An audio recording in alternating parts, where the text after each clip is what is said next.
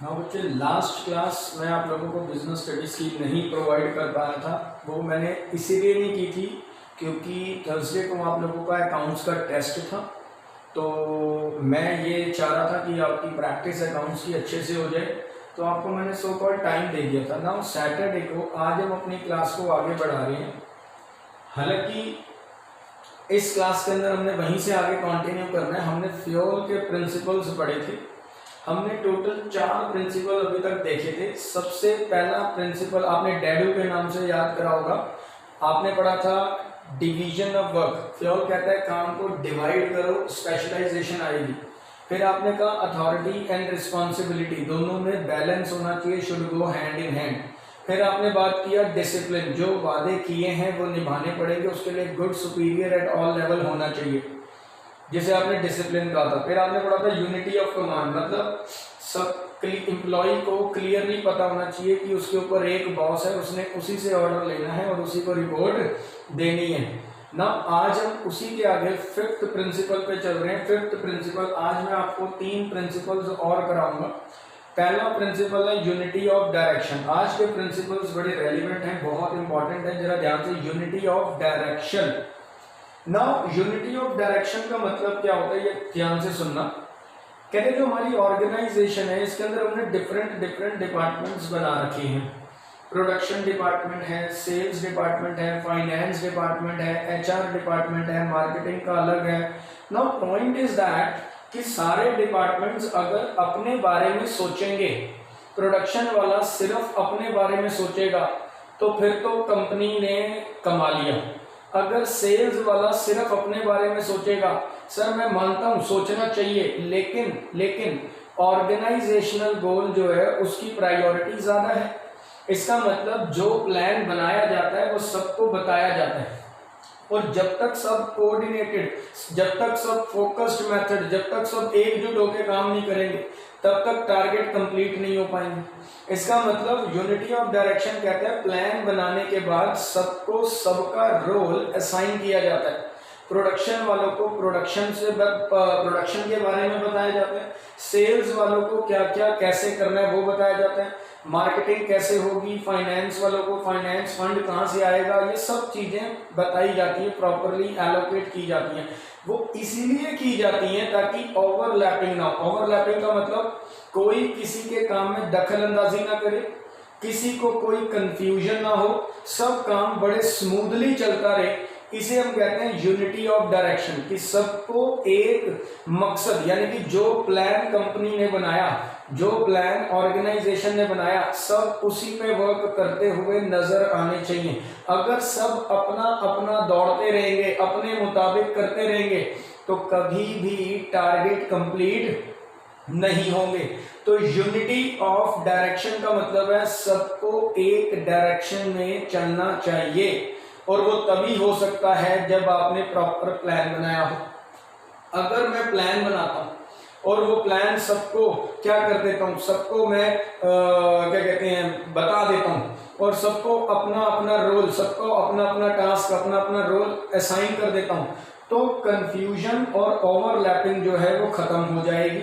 Ultimately सबको अपना role पता होगा, वो अपना रोल बाखूबी निभाएंगे, लेकिन सभी डिपार्टमेंट्स को एक दूसरे के साथ कोऑर्डिनेट करना पड़ेगा। क्या करना पड़ेगा बच्चे? कोऑर्डिनेट। दोबारा बोलो वर्ड, क्या करना होगा? कोऑर्डिनेट करना पड़ेगा।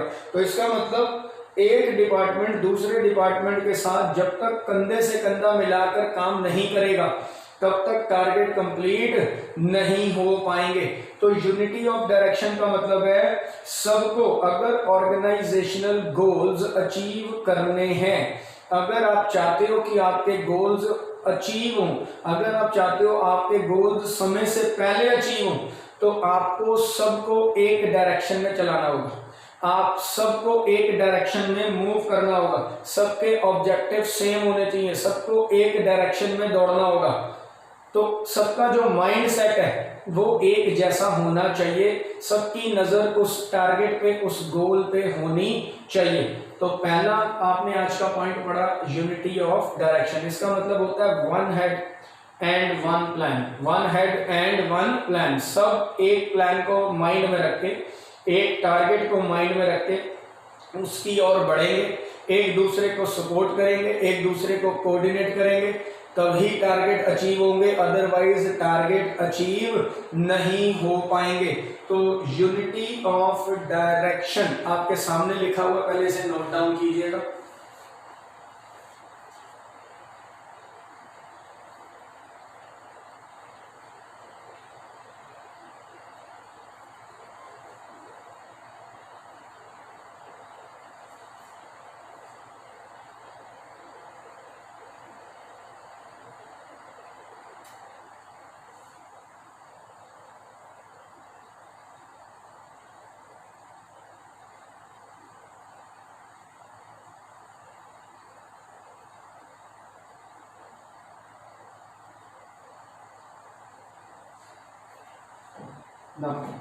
एक एग्जांपल से आपको बताता हूँ यूनिटी ऑफ डायरेक्शन क्या है। जैसे मान लो मेरी एंटिटी दो प्रोडक्ट में डील करती है। मेरी जो एंटिटी है वो food product, organic food product भी बनाती है और हैंडीक्राफ्ट, इको फ्रेंडली हैंडीक्राफ्ट भी बनाती है। मतलब फूड प्रोडक्ट अलग बन रहा है और हैंडीक्राफ्ट का मटेरियल अलग। तो मैंने दो डिविजन्स बना रखी हैं, फूड प्रोडक्ट की अलग, हैंडीक्राफ्ट की अलग। अब क्या हैंडीक्राफ्ट वाले को निकाल के मैं फूड प्रोडक्ट में ले आऊंगा तो काम हो जाएगा? क्या मैं फूड प्रोडक्ट वाले को निकाल के हैंडीक्राफ्ट में ले आऊंगा तो काम बन जाएगा? नहीं सर, दोनों मेरी सेपरेट डिवीजन है, दोनों के प्लान अलग। फूड प्रोडक्ट का प्लान अलग बनेगा, उसकी टीम अलग होगी, हैंडीक्राफ्ट वालों की टीम अलग होगी। हाँ, ये आपस में अपनी अपनी टीम में कोऑर्डिनेशन रखेंगे, कोई दूसरे के साथ दखल अंदाजी नहीं करेगा। तो हैंडीक्राफ्ट के प्लान अलग, फूड प्रोडक्ट के प्लान अलग। One head one plan, one head one plan, one head one plan. इसका मतलब सब अपने अपने एंटिटी, सब अपनी अपनी डिवीजन पे फोकस करेंगे, कोई एक दूसरे में दखल अंदाजी नहीं करेगा। क्यों? क्योंकि हैंडीक्राफ्ट डिवीजन के प्लान अलग बनाए हैं और फूड प्रोडक्ट वाले के प्लान अलग बनाए हैं। इसका मतलब सब अपने अपने डिवीजन, सब अपने अपने डिवीजन को देखेंगे। इसका मतलब हर हेड का एक प्लान होगा, वो अपने अपने टास्क निभाएगा, अपना अपना रोल अदा करेगा, कोई दूसरे में दखल अंदाजी नहीं करेगा। तो सबको डायरेक्शन दी गई है, सब उस डायरेक्शन पे चलेंगे, प्रॉपर कोऑर्डिनेशन के साथ काम होगा, तभी टारगेट टाइम पे कंप्लीट होंगे, अदरवाइज कभी भी टारगेट टाइम पे कंप्लीट नहीं होंगे। सबसे बेस्ट एग्जांपल, आप अपने बारे में सोचो, आप अपने पड़ोसियों को, बच्चों कहाँ पढ़ रहे हैं, क्या पढ़ रहे हैं, कैसे पढ़ रहे हैं, वो अगर देखते रहोगे तो सर कभी भी खुद सेट नहीं हो पाओगे। इसका मतलब आप अपनी चिंता कीजिए, आपने अपना बेस्ट देना है, आपको दूसरों से देख के कोई फायदा नहीं होने वाला, कोई फायदा नहीं होने वाला। इसका मतलब आप अपने बारे में सोचें, यूनिटी ऑफ डायरेक्शन, आपको जो डायरेक्शन दी गई है आप उस पर चले। आप दूसरे को देख के उसके पीछे भागोगे, उसका कोई फायदा नहीं होगा, टारगेट कंप्लीट नहीं होंगे। और अगर आप चाहते हो कि आपके गोल्स अचीव हो तो आपको जो काम दिया गया है आप उस पे फोकस कीजिए। जो लोग अपने काम पे फोकस करते हैं वो ही सक्सेसफुल होते हैं, उसे कहते हैं यूनिटी ऑफ डायरेक्शन। क्या कहते हैं बच्चे? Unity of direction. ये नोट डाउन।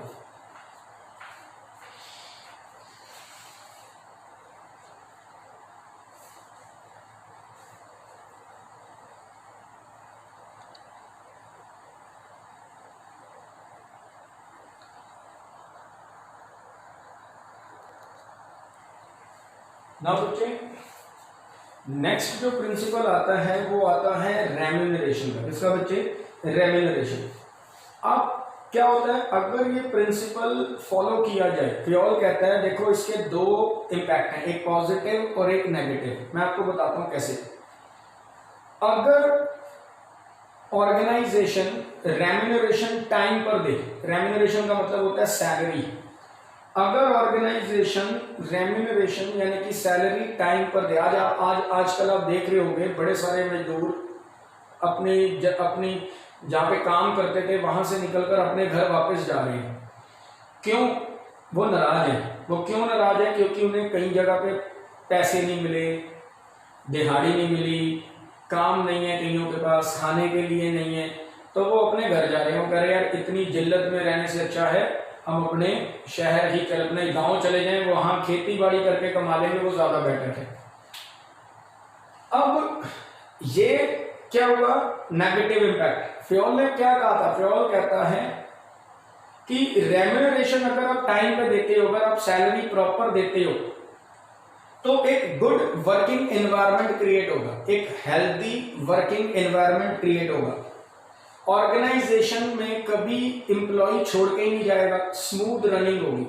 इसका मतलब अगर आप सैलरी टाइम पर दे दो और जितनी बनती है उतनी दे दो according to the capability of the potential of the employ, तो एम्प्लॉय क्यों नाराज होगा, एम्प्लॉय नाराज होगा ही नहीं। ऑर्गेनाइजेशन जो है वो स्मूथली कैरी ऑन करेगी और हेल्दी वर्किंग एनवायरनमेंट बनेंगे। क्या बनेंगे, हेल्दी वर्क एनवायरनमेंट।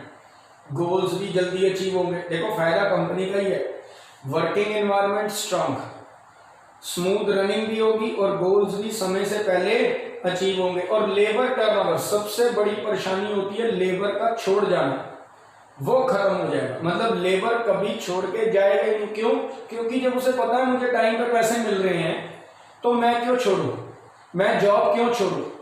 अगर कोई कंपनी ऐसी लॉकडाउन में वर्कर को पैसा दे रही है तो उसके वर्कर छोड़कर नहीं गए, पूछ लो चाहे आप, जाओ स्टडी कर लो, नहीं गए। क्यों, क्योंकि वर्कर को पैसा चाहिए होता है, वर्कर को पैसा मिल रहा है, वो क्यों छोड़ के जाएंगे। तो लेबर टर्नओवर रिड्यूस हो जाता है। लेबर टर्नओवर का मतलब होता है वर्कर पे छोड़ के जाना। वो परसेंटेज देखी जाती है कि कितने परसेंट वर्कर छोड़ गए। अगर ये परसेंटेज बढ़नी शुरू हो जाए तो नुकसान है। तो लेबर टर्नओवर जो है, अगर वो आप चाहते हो रिड्यूस हो जाए, यानी कि कम से कम हो, वर्कर कम से कम छोड़कर जाएं, हम तो चाहते हैं छोड़ के ही ना जाएं, तो टाइम पे सैलरी दे दो। 4 फायदे आपको गिनवा दिए मैंने, 4 फायदे नोट करो फटाफट, 4 फायदे नोट करो। पहला फायदा हेल्दी वर्क एनवायरनमेंट, जल्दी। पहला फायदा हेल्दी वर्क एनवायरनमेंट, लिखो हेल्दी वर्क एनवायरनमेंट। दूसरा फायदा लिखो स्मूथ रनिंग ऑफ ऑर्गेनाइजेशन, जल्दी लिखो smooth running of organisation, smooth running of organisation, smooth running of organisation. तीसरा फायदा लिखो goals achieved on or before time, goals achieved on or before time, goals आपके समय से पहले या समय पे अचीव हो सकते हैं। और लास्ट लिखो reduces labour turnover, reduces labour turnover, जल्दी लिखो जल्दी, रिड्यूसेस लेबर टर्नओवर। तो पॉइंट इज दैट 4 फायदे हो गए। एक तो अगर कंपनी सैलरी टाइम पर दे दे, मैं नहीं कह रहा भाई, फ्योल साहब ने कहा है, फ्योल जी कहते हैं अगर एंटिटी, अगर ऑर्गेनाइजेशन सैलरी टाइम पर दे दे तो स्मूथ रनिंग होगी, हेल्दी वर्क एनवायरनमेंट होगा, गोल्स जल्दी अचीव होंगे और लेबर टर्नओवर रिड्यूस हो जाएगा। लेबर टर्नओवर क्या होगा, रिड्यूस। लेकिन जो ऑर्गेनाइजेशन इस प्रिंसिपल को इग्नोर कर देती हैं, इस प्रिंसिपल को क्या कर देती हैं, इग्नोर, दोबारा बोलता हूं क्या कर देती हैं, इग्नोर, तो उनका हाल देख लो क्या होता है। एम्प्लॉइज डिससेटिस्फाइड, एम्प्लॉइज जो है वो नाराज हो जाते हैं, डिससेटिस्फाइड। इंक्रीजेस लेबर टर्नओवर, जिसकी वजह से वो जॉब छोड़ जाते हैं। तो लेबर टर्नओवर जो है वो क्या हो जाता है, इंक्रीज हो जाता है, हाई हो जाता है, हाई लेबर टर्नओवर। तो एम्प्लॉय हो जाते हैं डिससेटिस्फाइड, मतलब इस प्रिंसिपल का ड्रॉबैक बता रहा हूं। Employees dissatisfied, high labour turnover, target में बी मिस्ड, जो टारगेट है, जो गोल्स हैं वो मिस्ड हो जाते हैं, वो क्या हो जाते हैं, मिस्ड, यानी कि वो कंप्लीट नहीं हो पाते, वो कंप्लीट नहीं हो पाते, वो कंप्लीट नहीं हो पाते।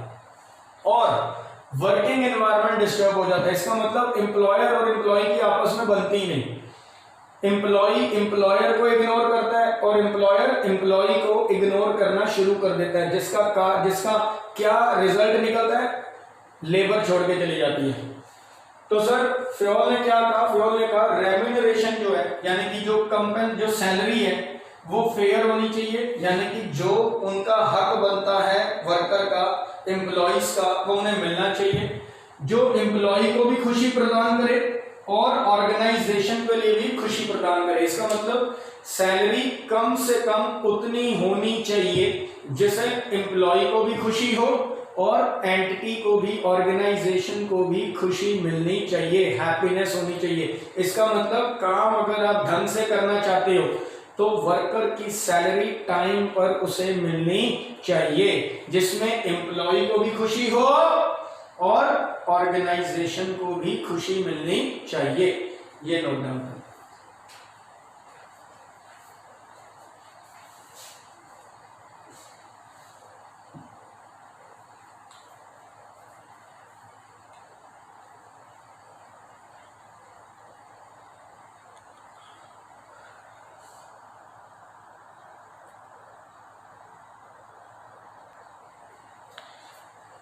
ना बच्चे, एक प्रिंसिपल आज हम और कर रहे हैं, वो है scalar chain.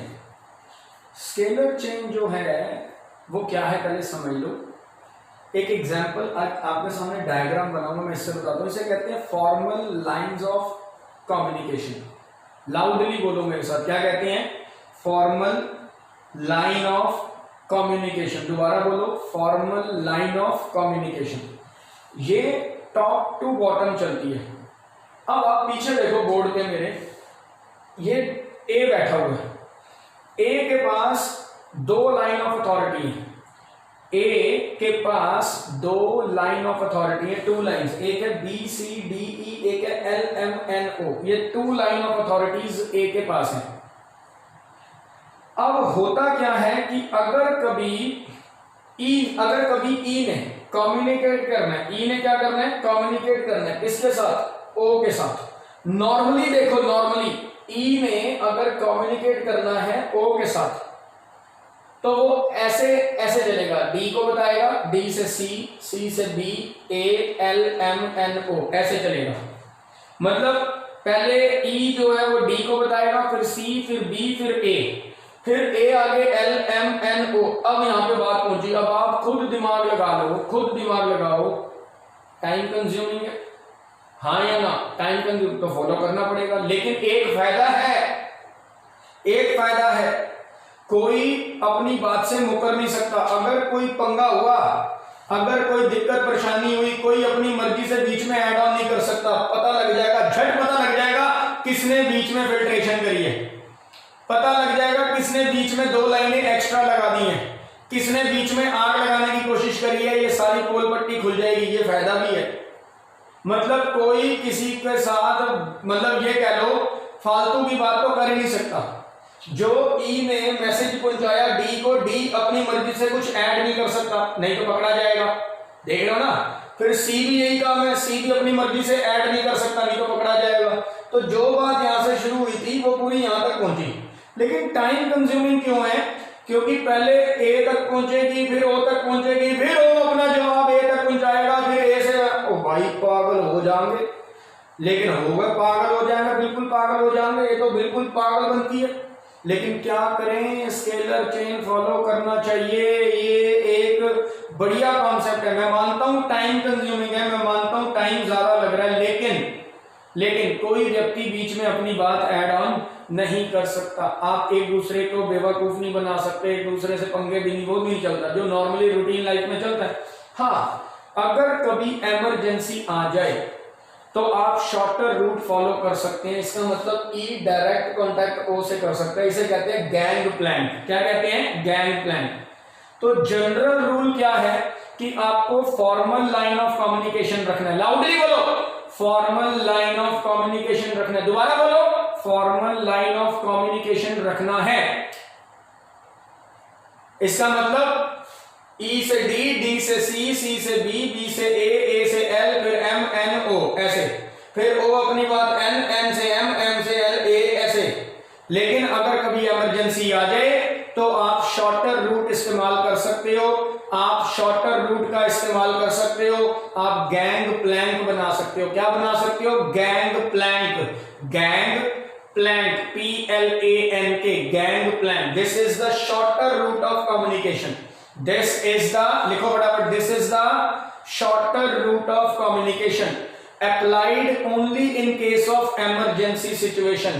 This is the, gang plan के लिए लिखवा रहा हूं, this is the shorter route of communication. This is the shorter route of communication applied only and only in the case of emergencies. In the case of emergencies. तो उसमें ई direct ओ से contact कर सकता है, ओ ई से कांटेक्ट कर सकता है, लेकिन only in the case of emergencies.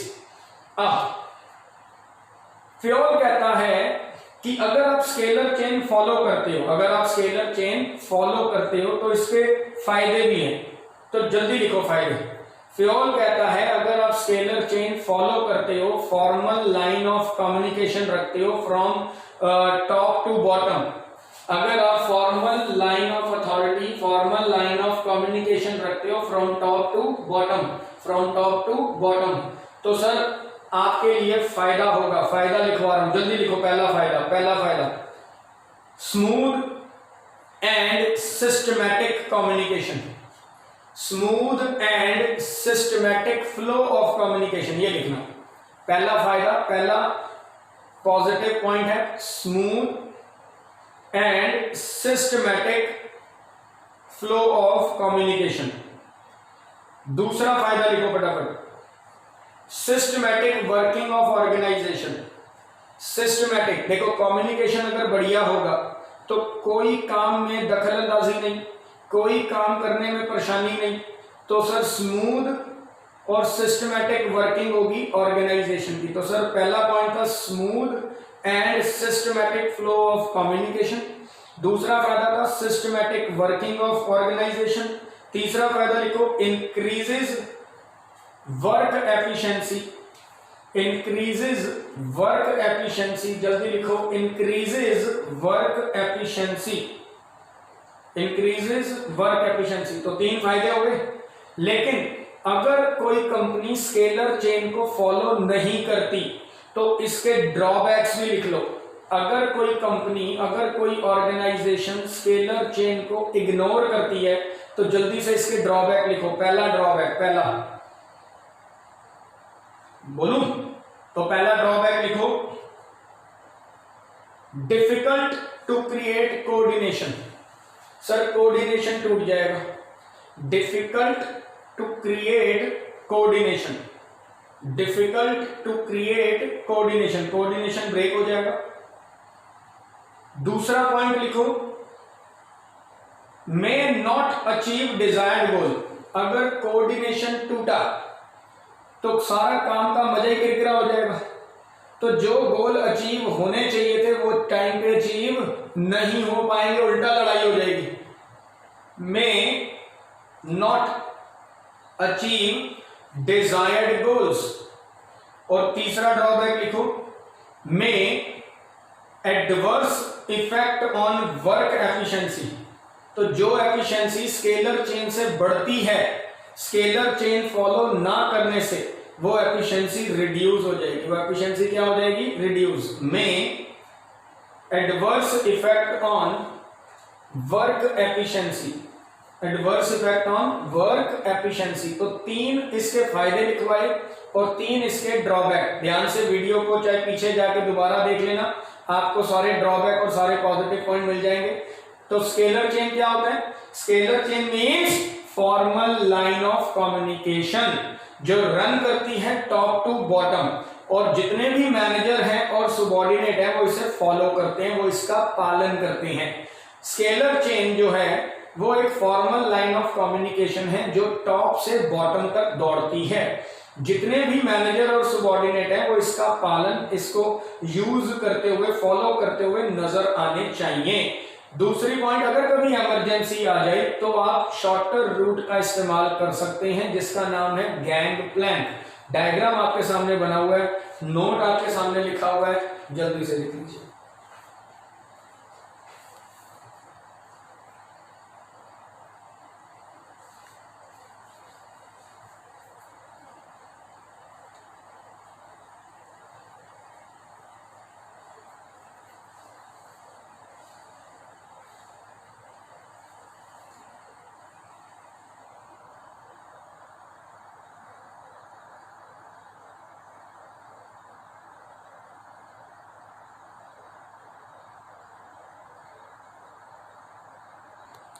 Now बच्चे, एक प्रिंसिपल और है, वो है ऑर्डर।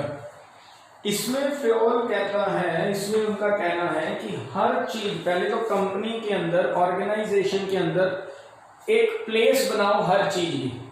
अब आप देखो ऑफिस में कैबिन्स बने होती हैं, प्रोडक्शन मैनेजर का कैबिन अलग होगा, एम्प्लॉइज के कैबिन अलग होंगे, सर सेल्स मैनेजर का कैबिन अलग होगा। अब ऐसा तो नहीं सारे खड़े होके काम कर रहे हैं एक ही जगह, एक ही टेबल पे सारे बैठे हुए हैं, अभी 2 घंटे तू बैठ ले, फिर 1 घंटा मैं बैठूंगा, फिर आधा घंटा मेरा है, फिर ऐसे तो नहीं होता। ऐसे देखा कभी किसी कंपनी में? ना सर, फ्योल कहता है कंपनी के अंदर, ऑर्गेनाइजेशन के अंदर हर चीज का एक स्थान, एक जगह बनाओ और हर वो चीज अपनी जगह पे होनी चाहिए। ये एक्चुअली में ताने पता है किसको पढ़ रहे हैं? ये पढ़ रहे हैं लेबर और मटेरियल को, यानी कि आपके जो एम्प्लॉइज हैं, आपके जो सबॉर्डिनेट्स हैं, आपके जो वर्कर्स हैं, उनके हर एक का अपना अपनी जगह होनी चाहिए।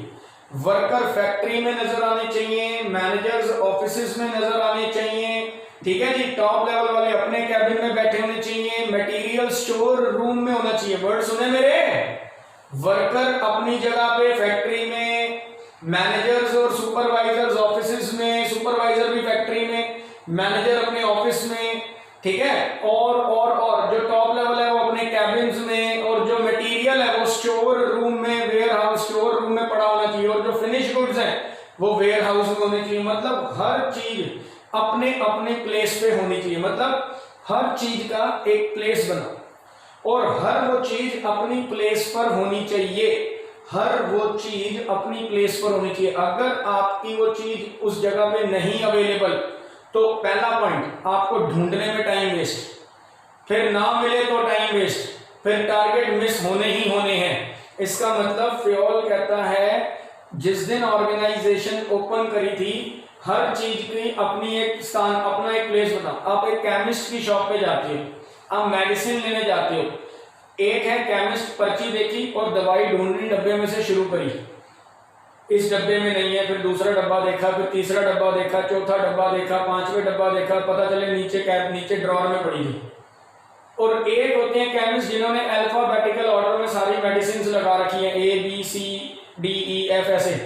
तो सर आप बताओ जल्दी चीज किसको मिल जाएगी? जिसने अल्फाबेटिकल ऑर्डर में लगाई हुई है, जिसने अल्फाबेटिकल ऑर्डर में लगाई है। अब दवाई का नाम A से शुरू है तो सीधा A वाला ड्रॉर खोला और उसमें से चेक कर लिया। B या C में वो मतलब ही नहीं बनता मिले। तो पॉइंट इज दैट कि हर चीज का एक प्लेस बनाया हुआ है और हर वो चीज अपनी प्लेस पे अलॉटेड है, तो उससे टाइम भी बचा और टारगेट भी जल्दी क्या हो गए? कंप्लीट हो गए। तो फ्योल ने कहकर कोई गुनाह थोड़ी किया, उसने चीज देखी तो लिखी ना, उसने ऑब्जर्व किया और बना दिया। उसने क्या कहा? प्रैक्टिस से पता लगा मैंने काम किया है, एक बनाया। अ प्लेस फॉर एवरीथिंग, हर चीज का एक स्थान बनाओ, हर चीज की एक प्लेस बनाओ और हर वो चीज अपनी प्लेस पे पड़ी होनी चाहिए। ये फॉलो करो, ये फॉलो करो। हर चीज का पहले एक जगह बनाओ और उस चीज को उस जगह पे अलॉट करो, उस चीज को उस जगह पे एलोकेट करो, तो बात ही खत्म, टेंशन खत्म, कंफ्यूजन खत्म, माइंड बिल्कुल सेट। तो पॉइंट ये बना, हर चीज का हर चीज का एक स्थान होना चाहिए, एक प्लेस होना चाहिए और हर वो चीज अपनी प्लेस पे पड़ी होनी चाहिए। मटेरियल स्टोर रूम में होना चाहिए और जो वर्कर्स हैं वो अपने अपने ऑफिसेज में और अपने अपने कैबिन में, अपनी अपनी फैक्ट्री में जहां जहां उनको रोल दिया है वो वहां नजर आने चाहिए। टूल जो है वो टूल किट में पड़े होने चाहिए ताकि कोई कंफ्यूजन ना हो, टाइम वेस्ट ना हो और टारगेट टाइम पे क्या हो सके? कंप्लीट हो सके। तो पहले इसको नोट डाउन कीजिएगा।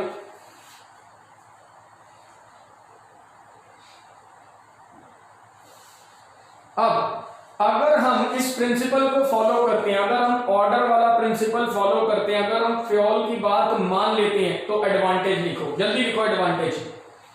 पहला advantage, optimum utilisation of resources. तो जो रिसोर्सेज हैं, चाहे वो मैन चाहे वो मटेरियल, वो यूटिलाइज प्रॉपरली होंगे। तो लिखो ऑप्टिमम यूटिलाइजेशन ऑफ रिसोर्सेज, पहला एडवांटेज।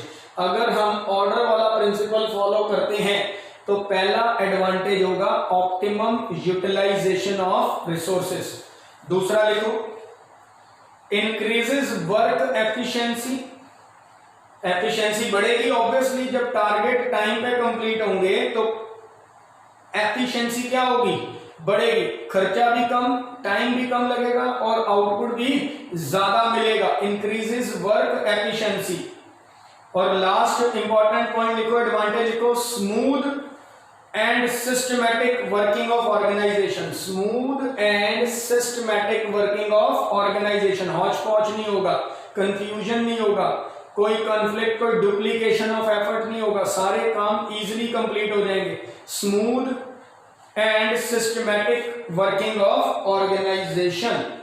तो 3 एडवांटेज लिखवाए हैं, दोबारा रिपीट करता हूं। सबसे पहला optimum utilisation of resources, optimum utilisation of resources increases work efficiency, increases work efficiency. और तीसरा है smooth and systematic working of organisation, smooth and systematic working of organisation. लेकिन अगर मैं इस प्रिंसिपल को फॉलो नहीं करता, अगर मैं ऑर्डर वाला प्रिंसिपल फॉलो नहीं करता, तो सर इसका ड्रॉबैक भी लिखो।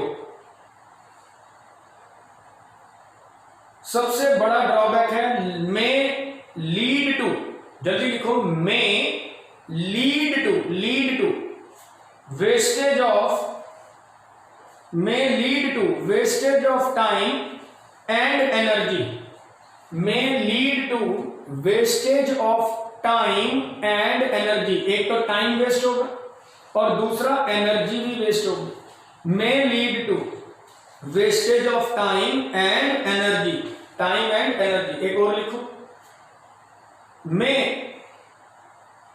Adverse effect on, adverse effect on work efficiency. तो सर जो एफिशिएंसी इसको फॉलो करके आपने इंक्रीज करी थी वो गिर जाएगी। May adverse effect on work efficiency which may not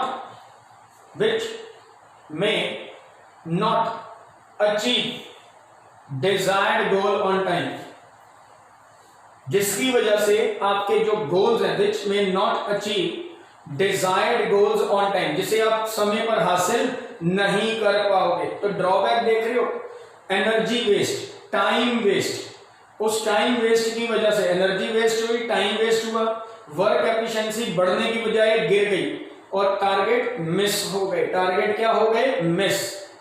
तो मिस हो जाएंगे टारगेट तो ऑर्गेनाइजेशन वैसे ही बेड़ा गर्क हो जाएगा। तो आपके माइंड में ये बातें बैठ गई होंगी। तो आज की क्लास में मैंने आपको फिर से 4 प्रिंसिपल, 3 बोले थे बट 4 करा दिए।